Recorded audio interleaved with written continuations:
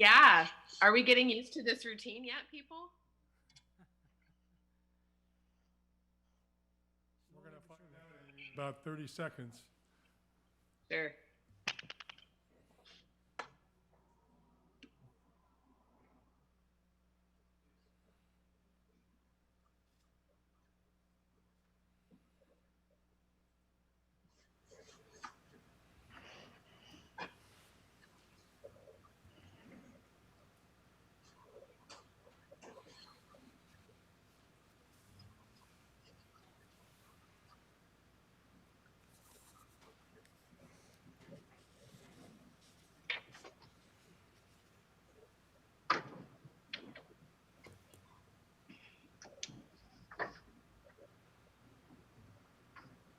It is now 6 p.m. I'd like to call the meeting to order. The City of Oak Harbor's Virtual Planning Commission meeting, regular meeting, October 27, 2020. First item on the agenda is roll call, and this evening all commissioners are present. We would also like to welcome our new director, David. I've heard a lot of good things about him. I was stranded in Lincoln, Nebraska for 60 days. That's why I wasn't around when everything was happening. So pleased to meet you this evening. Thank you. Good to be here. Second item on the agenda is the approval of minutes of August 25, 2020. Do I have a motion? I move to approve the August 25th, 2020 regular business meeting minutes as written. Okay, I have a motion. I'd like to second that. And a second. Ask for the question. All in favor? Raise your hand. Aye. Aye. All opposed? Same sign. The motion passes. Did you get that, Sarah? The third item is typically a public comment. Since we don't have an audience, we do have a call-in, and at this time we have had no public comment. I would also like to read this little declaration here. Due to COVID-19, there will be no physical meeting location per Washington Proclamation 2028. Meeting may be viewed live via YouTube or Channel 10. To listen to the live meeting, please call 623-404-9000. Meeting ID 148-8832-580. To leave a public comment that will be made part of the meeting record, please call and leave a message at 360-279-4512. One more time, that meeting message number is 360-279-4512. At this time, we will start our public meetings and hearings, and the first item this evening is ordinance number 1909, CBD Zoning Code, and this is a continuation of the public hearing that was opened in August 25. Associate Planner Ray Lindenberg will take us through this one more time. Ray? Thank you, Mr. Chairman and members of the Planning Commission. Am I getting feedback again? Let me try that. Okay, so I am going to keep this relatively brief tonight because we have been over this a number of times in the past. I'm going to go ahead and start a presentation here so we can kind of go through it and we'll talk about what it is that we are dealing with as far as the actual changes to the code itself. You have a copy of the proposed changes in your packet, and there's a clean copy and there's also a red line copy. So you'll be able to take a look at those and kind of follow along as I do the presentation here. So let me move. Sorry, I've got too many screens here and it makes it kind of difficult to follow along. Sorry. Okay, screen one. Okay, can everybody see my presentation there okay? Good deal. Okay, so this is the Central Business District Code Amendment. We are in month probably 8 or so of this. And so we've been discussing it a lot. And like I said, I'm just going to go over it briefly. Pretty much the background of this is, oh, great, now I'm having problems figuring out where that's going. I'm sorry, I apologize for this.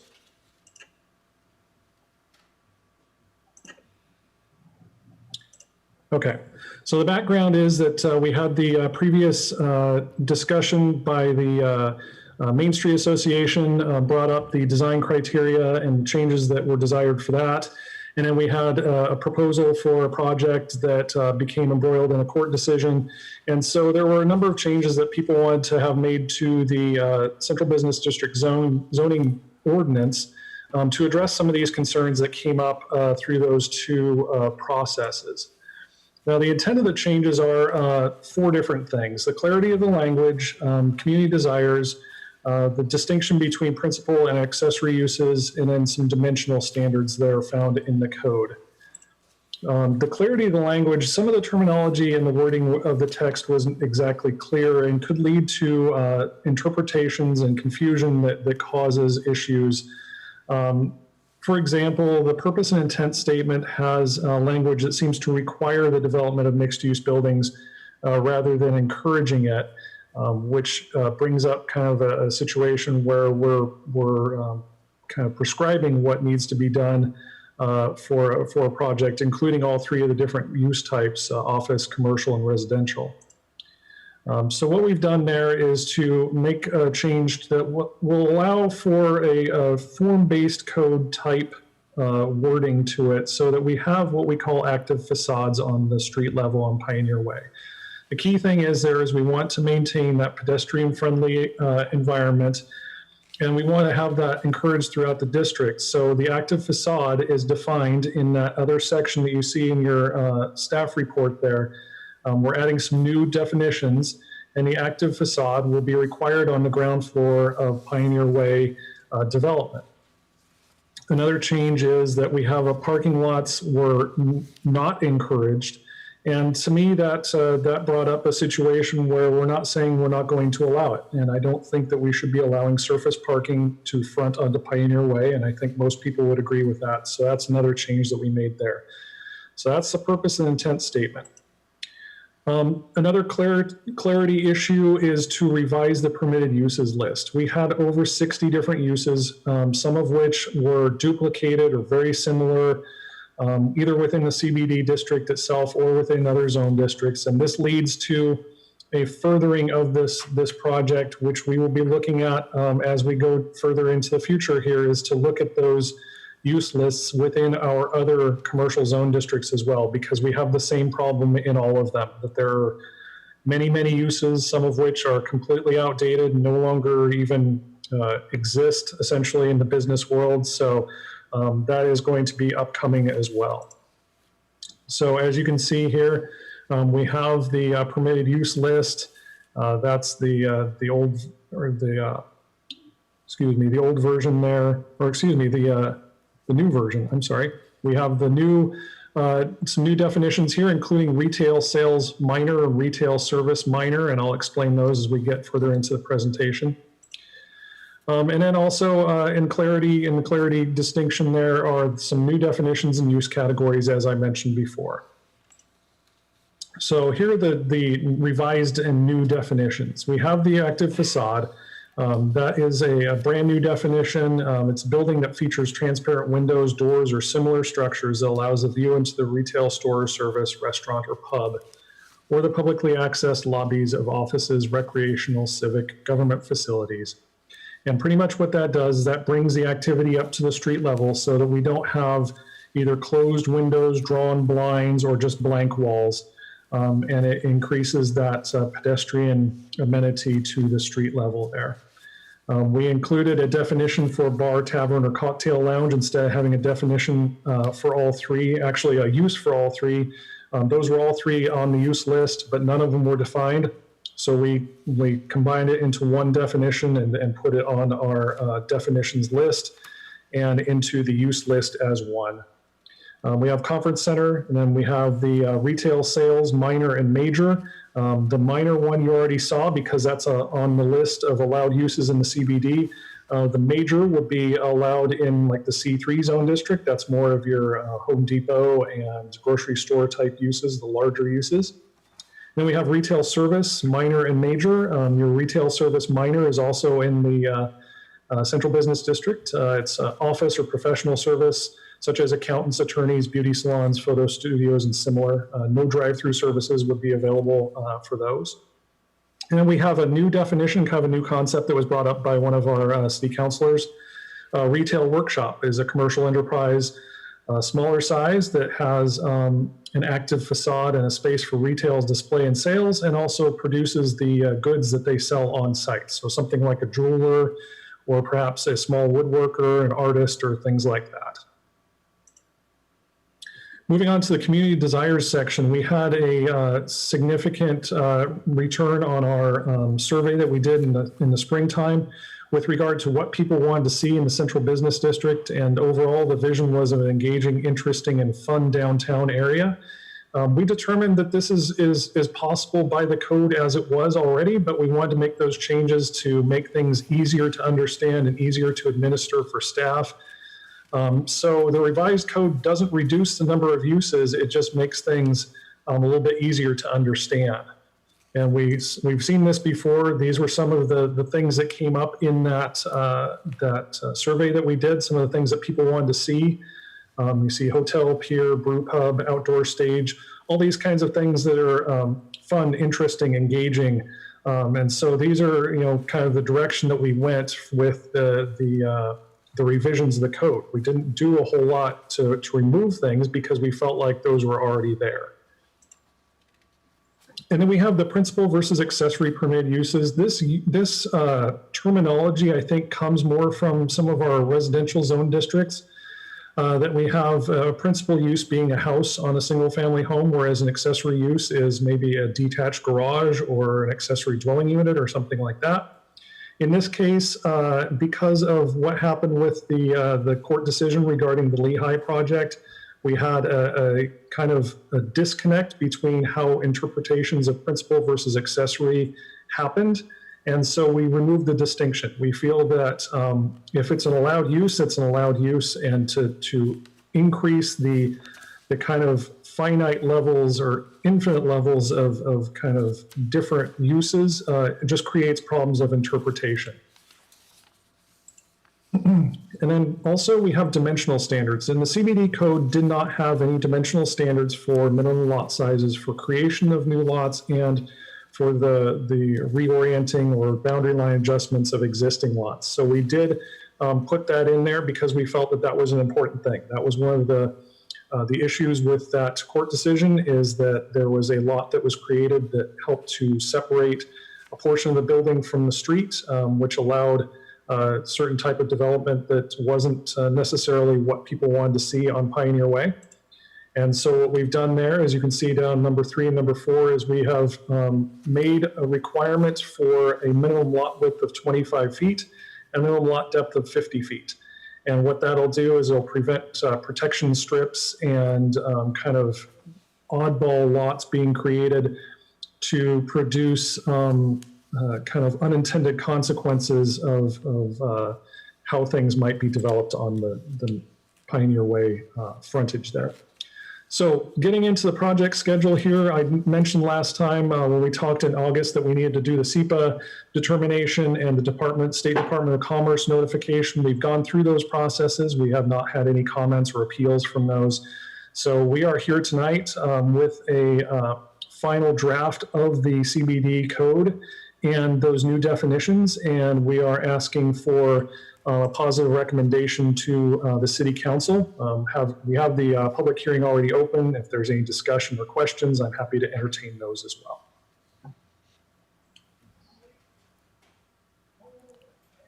Thank you, Ray. Tony, comments? Yeah, I've just got a couple of questions. So, Ray, I know you guys have worked real hard on this. Well done. For a long time. But so Do these revisions remove the barriers to the Lehigh project in effect?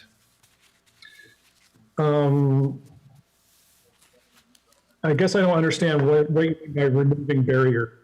In other words, Lehigh wasn't able to build their project. Would these amendments now allow them to build that project? No, their project was actually approved by the city and then appealed. And that appeal is still going through the court process right now. And so if it is allowed to be built, it's not going to be based on anything that we've done with this code. Okay, so we didn't change our code to, again, remove any barriers that Lehigh would have with doing their project in the CBD. In fact, the thing is about it, with the changes that we have proposed, that project would not have continued forward in the form that it was because of the minimum lot size requirements and some of the issues with the active facade on the street level. Okay, thank you very much, Ray. Again, appreciate all your hard work. I know you guys have been working on it a long time. Good job. Thank you. Any other comments, commissioners? Anyone? Questions?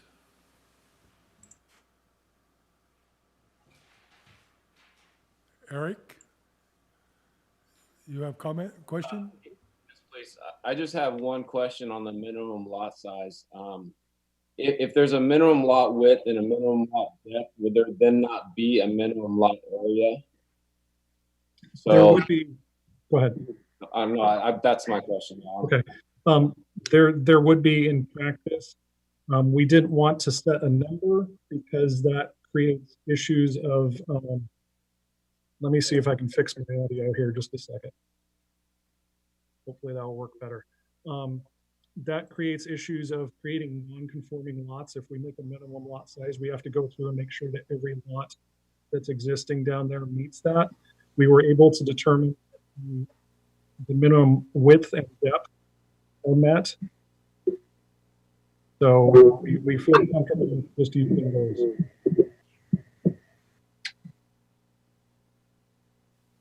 Okay, thank you. Sarah, I assume we have had no call-in public comment at this point. No public comment at this point. Any other commissioners like to weigh in this evening? I see no other comments. I think what we'll do now is we'll close the public hearing. I will close the public hearing. It's closed. Now I would entertain a question, a motion. Tony? I move to recommend adoption of the attached revisions to OHMC 19.20.300 through 330 Central Business District and the attached definitions to OHMC 19.08. I have a motion. Do I have a second? Second? Second. Bruce seconds the motion. Ask for the question. Raise of hands. All in favor, raise your hand. Aye. All opposed, same sign. Motion passes. Thank you, Ray, for all of your hard work. I know you've spent months and months working on this. It seems so easy, but it certainly is not. Thanks again. Second item on the agenda this evening is a public meeting. A housing action plan update has been postponed till next meeting in November. The next item is a public meeting. It's the Shoreline Master Program update, and Senior Planner Dennis Lefebvre will take us through this. Dennis? I will. Can you all hear me? Good. Okay. Good evening, Mr. Chair, members of the commission. This is your next edition for the update to the Shoreline Master Program, which we've been working on for the better part of a year and a half.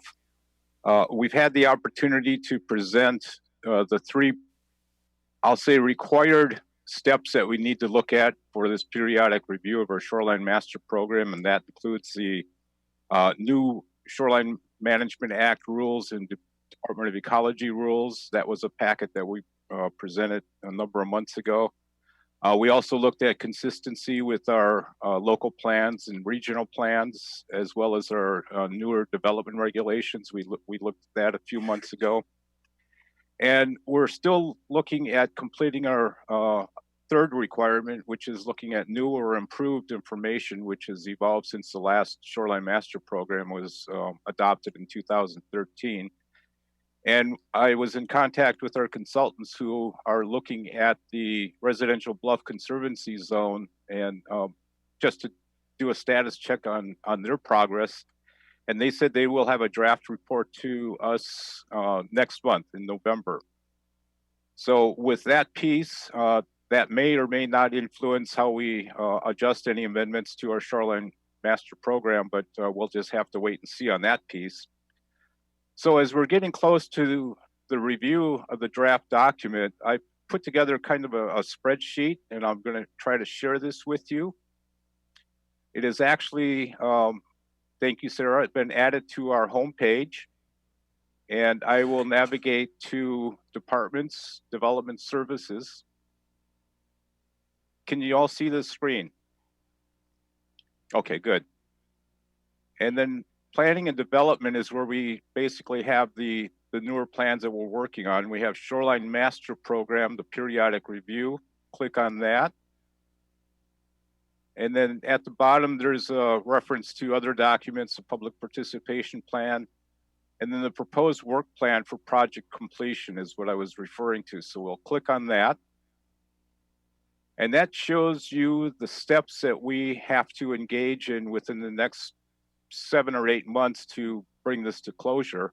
Of course, I won't go through every one of these, but sir, please take a look at those. And if you have any questions at a later meeting, I can certainly respond to those. But we will be starting to coordinate with the Department of Ecology, since the council gave us direction to do a joint hearing process. That won't engage until probably the beginning of next year.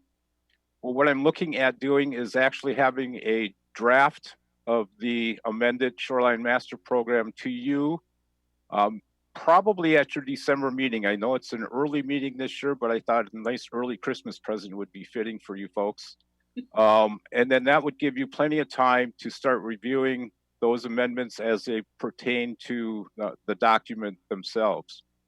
I went through kind of the protocol as to how we're going to prepare a summary of those changes, the 4 additional documents that we'll have. I'll package that all up and hopefully have that to you at your December meeting. But take a look at this schedule. It includes all the steps that we need to have.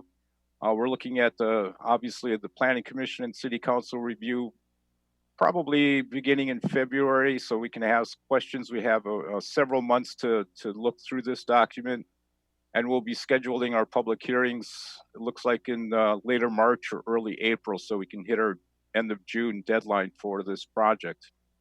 So with that, take a look at this spreadsheet and the timing that we have left and the certain steps that we have left with this project. And I'd certainly be happy to answer any questions you may have.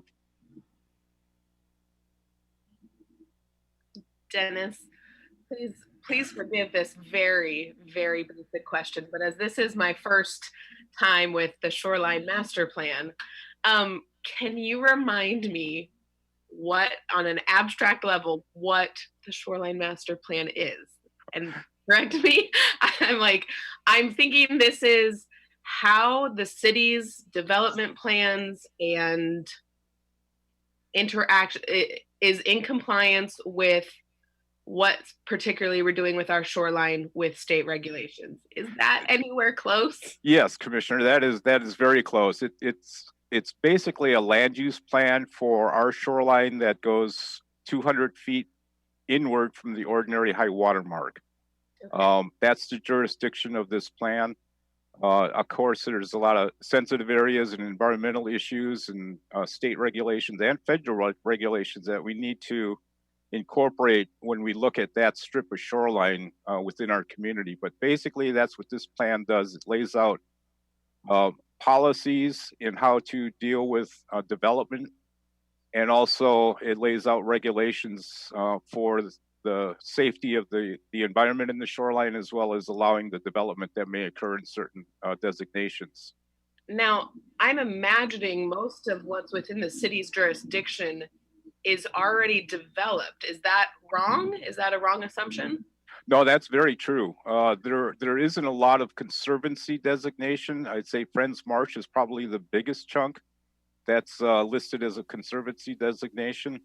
Everything else is pretty much an urban mixed use, or the marina issue, or as I mentioned before, the residential bluff conservancy, which is along Scenic Heights. That's the residential piece. And then of course the park, which is a public facility. But yes, there isn't a lot of vacant lands within the Shoreline Master Program. But there's still parts of the Shoreline Master Program that could potentially change current land use to have already developed stuff. Well, there's always chances for redevelopment. Right. So this plan would help guide those efforts if that should occur, and plus other major projects that may come along at the marina, or the residential bluff conservancy area where we have new housing, a few lots that could be developed. We need to ensure that the bluff is safe and the beach is taken care of through this program. Okay, thank you. You're welcome. Thank you, Amy. It doesn't hurt for all of us to get a little refresher course. Any other comments? Tony? Oh, just a refresher course for you too, Tony. Okay. Any other comments, commissioners? Well, thank you, Dennis. And thank you. We can now go on the website and take a look and see what you're up to. That's good. And there's other information on that website as well too that might be valuable for you. Okay, well, thanks again, Dennis. Yep, you bet. Next item on the agenda this evening is the a public meeting also. It's the 2020 Comprehensive Plan Amendment Update. And Kak Kamak will walk us through this. Good evening, Kak. Good evening, Chair. Good evening, members of the Commission. Glad to see everybody. Here to present the comprehensive plan amendments for this year. We're starting that discussion process. So I think most of the commissioners are familiar with this. What we do is we amend the. Is there a feedback? I am not entirely sure how to silence that. Let me see. Can you guys hear me? Without the feedback? Okay. Oh no. All right.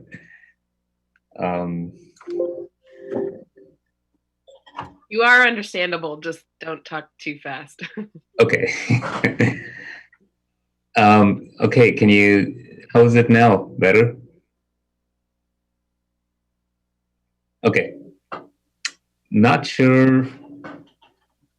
Not sure what's going on here. So bear with me. Yeah, you sound good now, Kak. Okay. I can't. Anyway, so okay, I'll go ahead and stop me if I'm going too fast or if it becomes broken up. So what we do every year, the state allows us to amend our comprehensive plan only once a year. So we have this lengthy process every year that we start in October and November, and we reach out to the public. We ask them if they have any suggestions. We put notices out in the paper, on the website. We chat with Planning Commission and City Council, and we develop a docket all the way from November all the way to March. And then the City Council approves the docket that then staff works on throughout the year.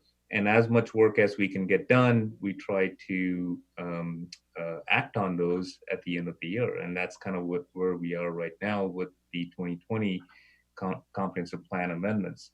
What we have this year on the docket is the capital improvements plan, the housing element update, the land use change for Harbor Heights, the 80 acres of land that the city acquired at the end of Gun Club Road.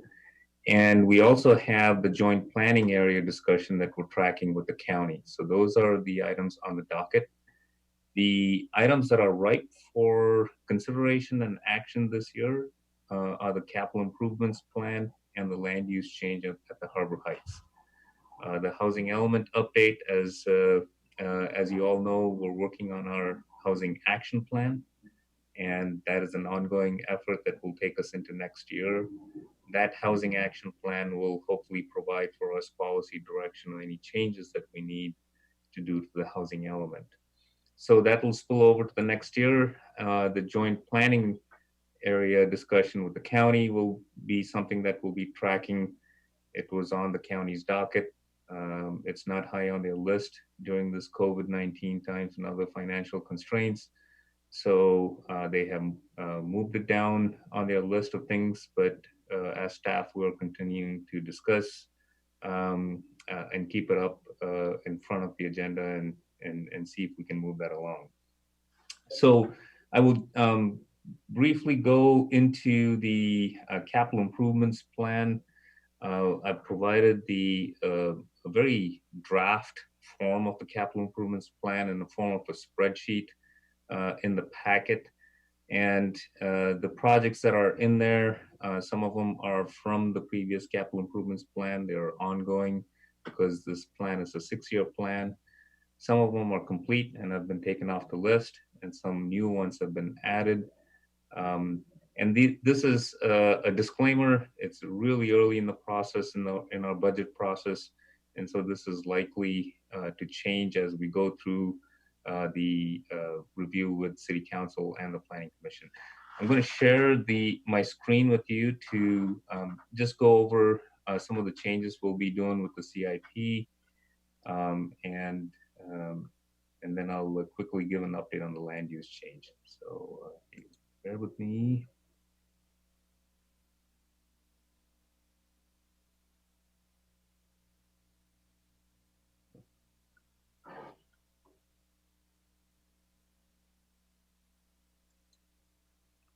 Okay.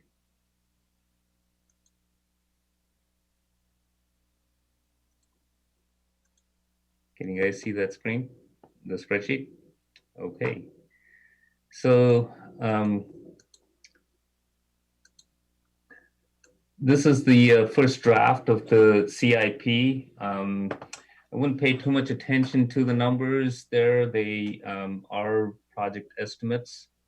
They will likely change, and they will probably move. We don't have revenue projection yet, so we don't know if some of these will be balanced yet. This is just kind of a plan moving forward, and a lot of these potentially can change. So capital projects, now this is not the city's entire budget. Capital projects deal with only projects that are greater than $50,000 and have a lifetime of 20 years. So that's a very big threshold. So a lot of the other projects that don't meet that threshold may still be in the city budget. It just won't be in the capital improvements plan. So we see that some of the projects are in progress. There are a few that are complete and that have been taken off the list. I haven't shown them here. We have some new ones, and they are marked on the spreadsheet. Again, these are all just going forward as proposals. And again, we don't know if they will make it to the final budget or not. So, but these are what are tracking forward. So some of the things that may be of interest to the Planning Commission is some of the new projects that have been added into the arterial section. Excuse me, one is the Midway Boulevard reconstruction. This is a project that was added to the list because there's potential to get some IRTPO dollars to do some resurfacing and maybe some road diet work. So that has been added to the CIP. There's a grant proposal actually at the IRTPO, and that's kind of scheduled to maybe kick in 2025.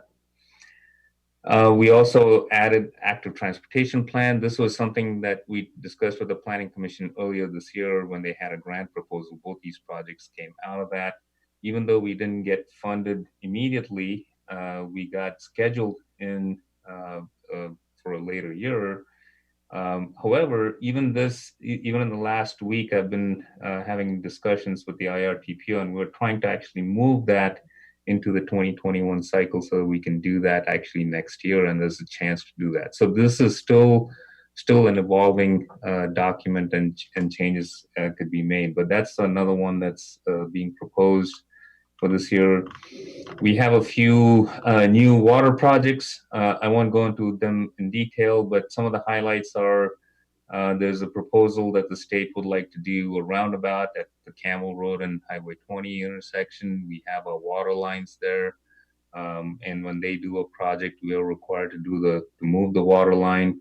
That's coming up actually fairly quickly. So we have to schedule projects like that into our funds to make sure we can do those projects. So those type of projects are being added in. And of course, some projects are being added in based on our plans. Some of these projects will replace or extend some lines and eliminate some pump stations, just a system upgrades that are greater than $50,000. And we're also doing some projects to get wet fiber into Oak Harbor. There's also some projects proposed at the wastewater treatment plant. And some normal system upgrades for the sewer projects. And of course, some upgrades at the marina. Most of the other projects where you don't see any status symbol is still in the plan from last year. It will carry over. It's a 6-year plan. Again, this is in draft form and is likely to change as it goes through the discussion process. I will briefly stop here before I jump into the Harbor Heights land use and field any questions related to the CIP or any of these projects. CAC? Greg Washington here. Okay. Hey, Cap. Yes, absolutely. Go ahead. All right. So we just got done with the wastewater sewage treatment plant, and you're telling me we got to make updates to it already? I am a really hot topic, especially after last week. Yeah. Well, I think these are some of these are this is the reuse of the system, the water you have to put in, I think, some new piping if you want to reuse some of the water for the parks. Now, this membrane expansion, that is something that's tracking. I'm not sure. I think it is to expand the capacity. Yeah, I can speak to that, CAC, if you want. Go ahead. Yeah, the membrane, we did have the February event where we had rainfall that we've never saw before, or water table that we've never saw before. In the 30 years they built the capacity. And so it's recommended and the council approved go ahead and spending the $650,000 in membrane expansion. So yes, they are doing some expansion in the capacity right at the beginning. So just was a rare event. We want to prepare for that in the future. And so it felt prudent to go ahead and expand that. We didn't pass that along with the rate because people pay a system development fee when they connect to our system, and they use that fund since it was related to expansion. So even though they had to make that expansion, it wasn't reflected into the rate that just recently passed. So any other questions you have? So I mean, a one-time rainstorm, and we're looking at possibly expecting it every year. I think it might just be a little bit of a waste. I would go off of further studies or something before I would say let's drop another $650,000 on increasing what we have when we already know that this plant can handle a lot. And according to last year's meetings, even with the floods, the plant wasn't being pushed to its limits or even close, according to the people we talked to then. No, we had a water event that we never had in the past, so it was built on the highest capacity they've ever seen. So we did get a higher capacity, and we felt it was prudent to go ahead and do some expansion. They did build expansion in there, so even if it's quite a lot, that's actually membranes that actually have holders where they're going to insert it. So they're just not cheap, those membranes. So council went ahead and approved that.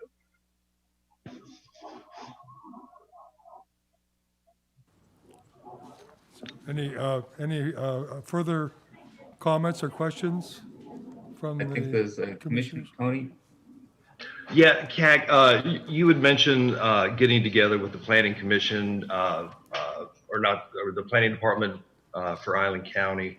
I actually crashed the Island County Planning Commission meeting yesterday. I guess Meredith Penny, seems like she was running that meeting anyway, but she mentioned in her report that Oak Harbor had not reached out to her to resume talks amongst our department and the county's department.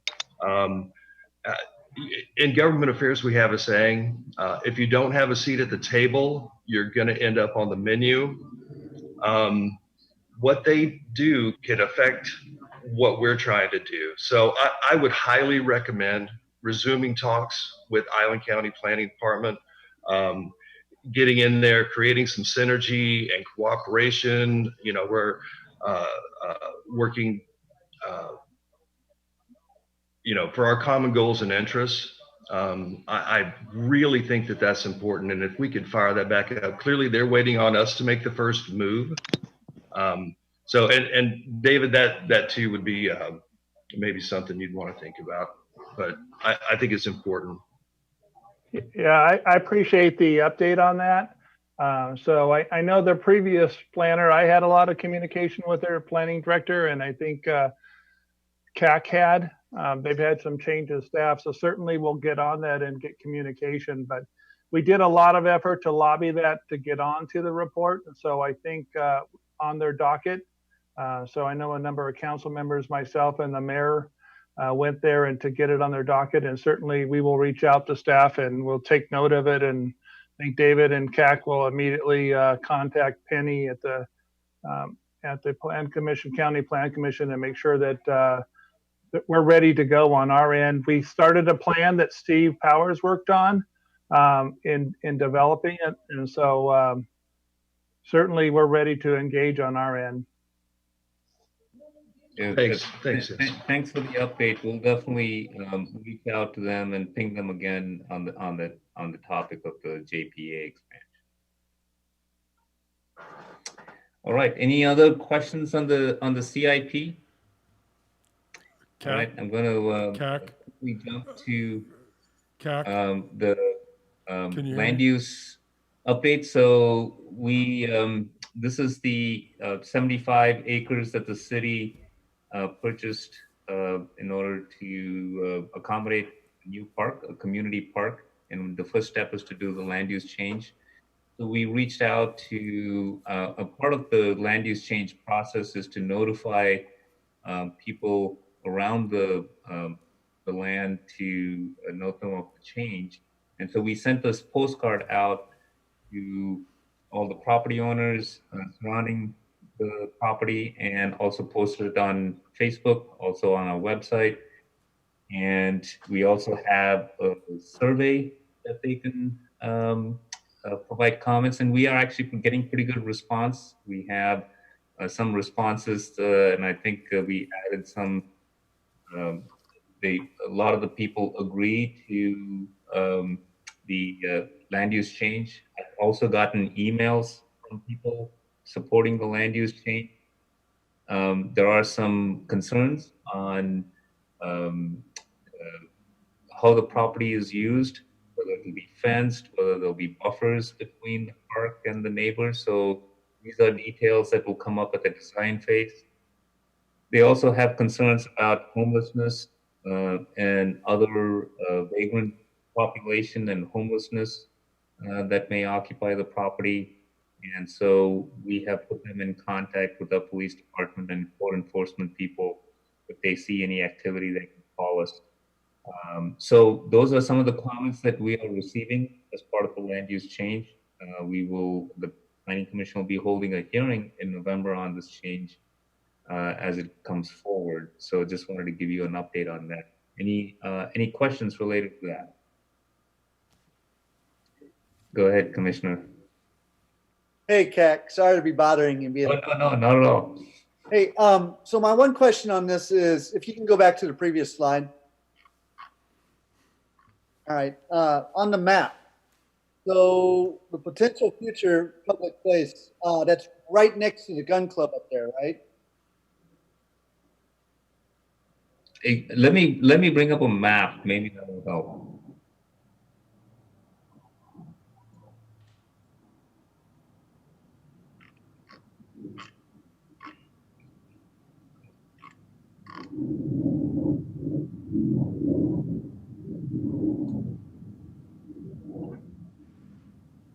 So right. Yep. That area right there, is that gonna affect that gun range that's up there at all? So this is our city water tank, and Okay, there's about 5 acres here that will be kind of carved out, and so that's the facility that will be adjacent to the gun okay, club. So our park will be. Now, I think some initial assessment indicates that we may have some sensitive, like wetlands in this area. So we think that most of this will be passive as opposed to active. But we don't know that for sure yet. We'll see what the information brings back.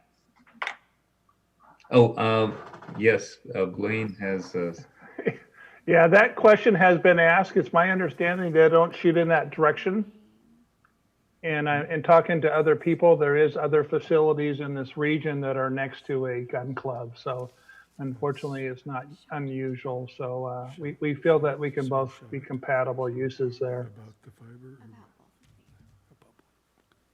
And is it safe to assume that the access, if this has even been planned, will be off of Rifle Road here?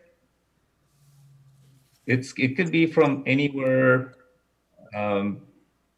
Gun Club Road, the infrastructure, we're not sure if it will be able to take on a full-on traffic all by itself. We may have to connect to Elwha. Elwha has a right-of-way right up here. Over here, we have Kathleen Drive. The property is actually a little off, so we'll have to find a way in from here. But yeah. You want to try and get as many ways in and out so that you're not burdening just one street with all the traffic. Yeah. Yeah, and Kat, don't we have a plan with that property just below Gun Club Road of doing a right of way through? If you can show the cursor there, potential road. You know what I'm talking about, just north of the housing track. So there's some. So when these plats were done, there have been some sections reserved here. So eventually you can have a road that extends along here as well as an access way. And what's the timeline of a project like this? I mean, you guys we're just addressing land use right now, but getting to building roads, much less building the park, what sort of timeline is that normally? So we'll go through the planning process. The land use is the first change and the zoning change. On the heels of all of this, we have a consultant that's looking at a master concept plan, and they'll probably do it over the winter. And hopefully by next year, we have grant money to build 2 fields, I think, 2 soccer fields, and some parking associated with that. So we'll want to develop drawings for that and go into that first phase, hopefully in 2022.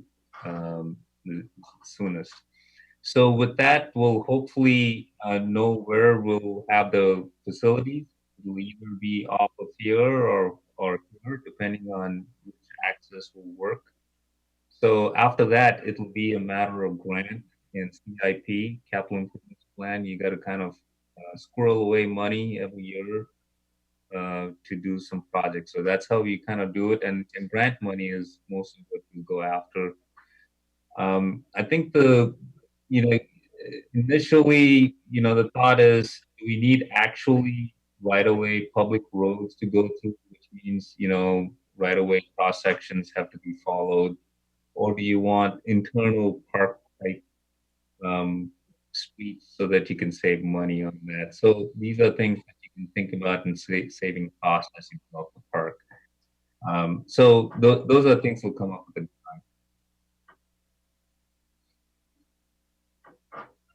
Go ahead, Commissioner Zach. Hey, Kak, one last question. What exactly, why do we need another park though if we already got Fort Nugent Park that has plenty of soccer fields and baseball fields and football fields? Good question. So our parks plan that we updated just a year or two ago identified the need for parks as we grow in population. We are already low on some facilities, some larger facilities. We also have the Fort Nugent Park, 20 acres belongs to the school district, and they may reclaim some of that property for their use. So we may use potentially some soccer fields there. There's also been long talk about moving the baseball field from Windjammer Park. And so all these new facilities need room somewhere to go to. And if you look at our community parks, we have community parks here, and here we don't have any community parks here. We have volunteer park in the middle of town. So the park plan has identified the northwest quadrant as a location to locate the next community park. And so this has been sitting as industrial land for many years and never used, and an opportunity came up, and that's kind of how things came together. Hello, CAC. I mean, my only concern was, I mean, aside from us having another park already, was does that not come into the APZ for the base? Does that not encroach on the base at all? The APZ zones are outside of this property. They're more to the north. So I don't have the APZs here, but they curve north of this property. And then there are some runway takeoff zones that cross over here with the regatta properties over here. The noise zones are more also of a concern, and we're very close to the highest noise zone. The highest noise contour, this place is north of this property. So we're very close to that. So if we can, part of the mitigation or design process will be to try and locate the outdoor facilities and more of your group facilities to the southern end of the park, and try to keep your passive recreation more pre-canopy to the north. So that's how you kind of mitigate for those. I think there was another question. CAC, Yes. remember me? I'm the chairman. Yes, Chair. Please. We have I won't say a unique situation here, but we do have folks in the community listening in, and I've gotten a couple of questions from Sarah Schott directed at you, CAC, so you're going to be put on the spot here. Okay. The first question is the fiber timeline. Are you familiar with that? And what areas of the city it's going to affect? So the wet fiber project and city administrator Blaine probably has more information on this, but I believe we're trying to get wet fiber through our water system line all the way in, and so I think that's the project. Now let the administrator give some more information. Right now, all our wet fiber is for telemetry for the water system. We don't have any plan yet. It might adapt to it in the future to a dark fiber where we can extend to the public.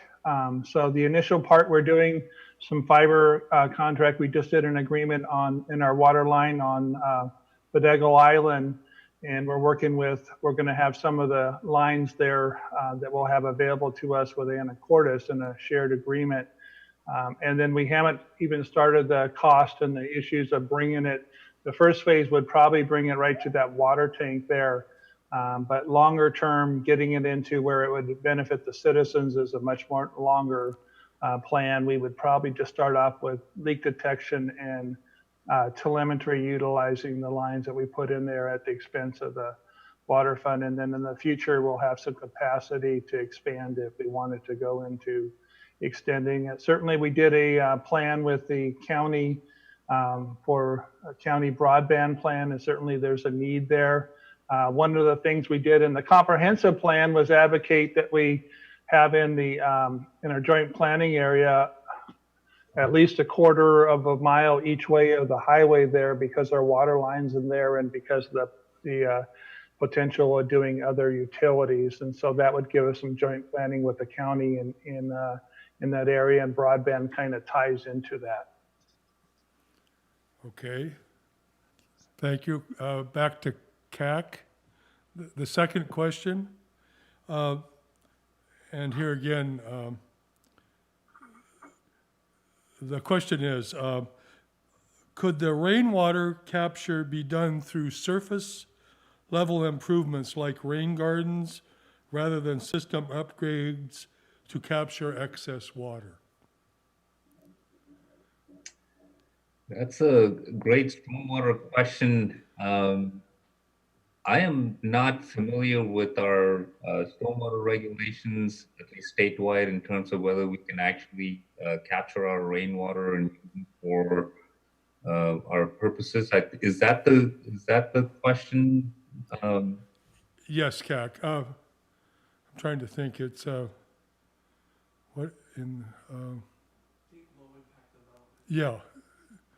Yeah, low impact development. There was another term too that I should know by heart. Has to do with stormwater runoff. Has to do with water runoff. I'm not very familiar with that, but I see a city administrator Blaine seems to have information on it. He's quite a useful man. I don't, but I think that the specific use of water, that's when we get the actual development plan. This is the comprehensive plan.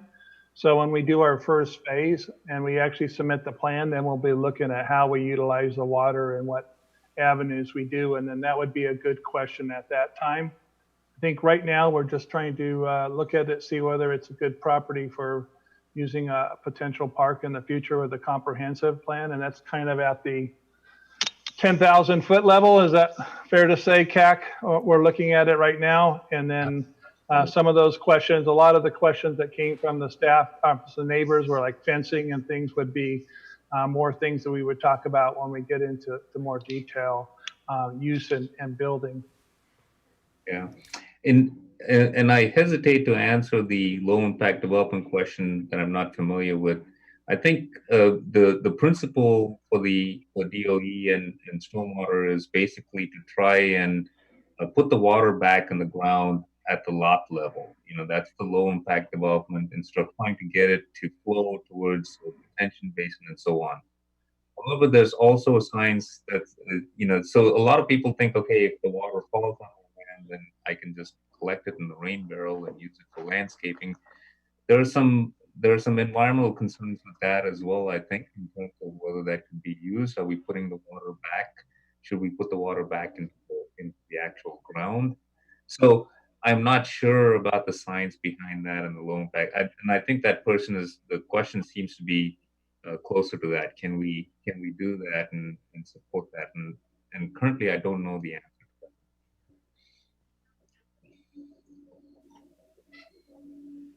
Any other questions from the public that have come in? Those are great. I'm glad the public is. CAC, I'd go back to the chair. Yes. So CAC.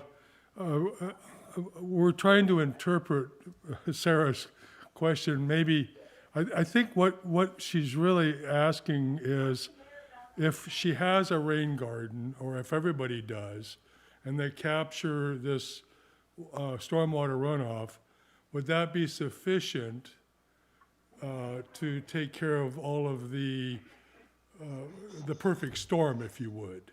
And I think the answer would probably be no.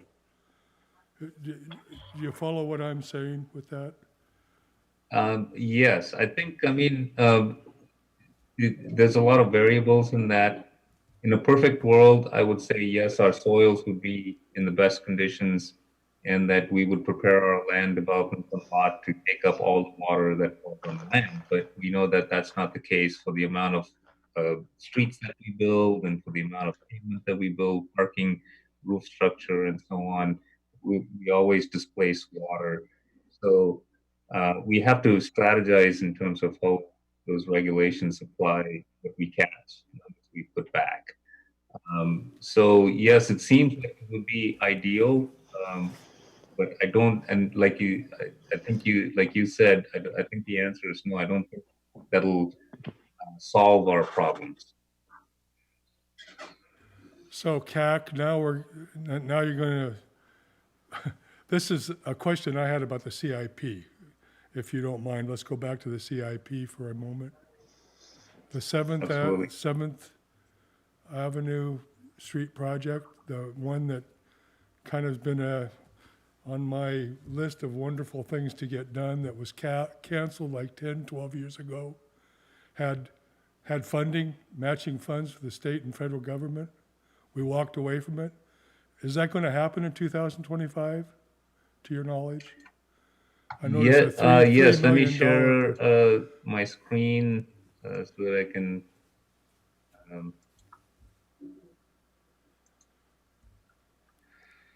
So we have Northeast 7th Avenue here.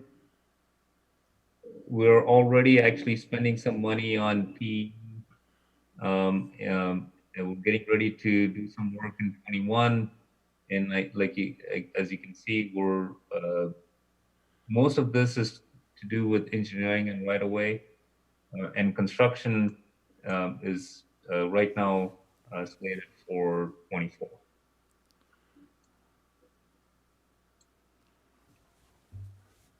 So as far as we know, it's going forward then. Is there going to be matching funds, to your knowledge? So we have grant funding for some of the PE and the engineering, and the construction dollars is something that we have to fund. I see. So we'll have to come up with funds for that. Okay. I don't have the revenues yet, so we'll have a more complete list at the next meeting. When we take a look at it, we can look at where the revenues are coming from. Actually, I may have some information on that.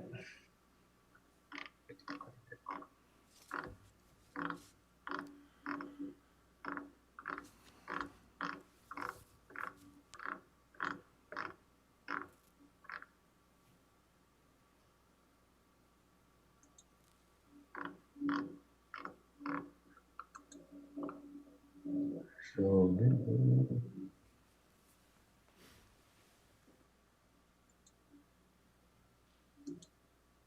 there we go.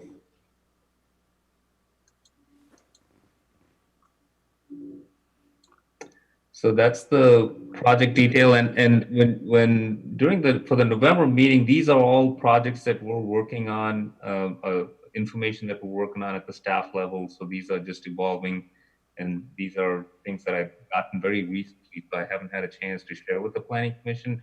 But at your next meeting, I'll provide all of this information. We have a sheet for all the projects that are moving forward, which has a description, and we'll have the construction cost, and also what the proposed revenue would be and how it would be funded. So this is kind of the detail for the Northeast 7th Avenue. And currently, as it's laid out, that's one of the big projects we'll be working on in the next 3 years. Okay. Thank you, CAC. So can I add to that? a little bit. It looks like we're going to primarily get grant funding for that and use some of our impact fees. And then the general fund looks like 71,500. So Yep. I think we don't have the long-term commitment, but it's on the plan there with IRTPO. And I think CAC, I think that they're committed to making this a priority, aren't they? Yes, so we have, we have, it's in their 6-year plan, so we just have to make sure that it kind of comes up and meets our intended timeline. Okay, very good. Thank you, CAC. Commissioners, do we have anything else for CAC? Comments, questions? We didn't let him off quite as easy as we usually do, I'll tell you. Eric, you have We a got comment? another question from Eric. Commissioner Eric. Yeah. Thank you, CAC. Hey, so in preparing for my position here, I was watching some past meetings, and I just am wondering about the joint planning area. Are we planning on talking about stormwater runoff in areas like Airline Way and Crosby Road? Seemed to be an area that was problematic for people. You dropped off a little bit there, but I think your question was related to JPA and stormwater runoff. Is that correct? Yes. Airline Way and Crosby Road seem to be two areas that there seem to be concern or problems with stormwater runoff. Is that something that's planning to be addressed as part of the GPA? I don't know if it will get addressed as part of the JPA. That's an ongoing discussion that we have with the county. Anytime we have development in that area, we have to coordinate with the county. The resolution, anytime most recently we've made some inquiry with them because we have some annexation proposals in that area, and reaching out to the county in terms of, the maintenance of the drainage ditch that goes from Crosby all the way to some public lands, and then it goes out to the town. There are some easements there, and there are some access challenges for the county. They don't have equipment and things like that. So we know what the issues are, and I'm not sure if it'll get resolved by JPA or stormwater. We know that it needs to be done. I think it's more property owners willing to come together to be able to help with some of the drainage or allow for access for maintenance or something like that will have to occur in order to deal with that. We don't need to go through the JPA process to kind of deal with those type of challenges. Stormwater planning will usually note or give us identify those issues, and we have to deal with those as development comes through, and that's the process we'll use to actually resolve issues like that. Okay, thank you. Just as a kind of a side note, the planners down at the county are definitely working on storm water runoff issues right now. So that is a hot topic for them as well right now. Thank you for that info. They'll probably share any information because most of these processes will involve intergovernmental cooperation. So we'll probably be at the table discussing that with them, or engineering probably already is.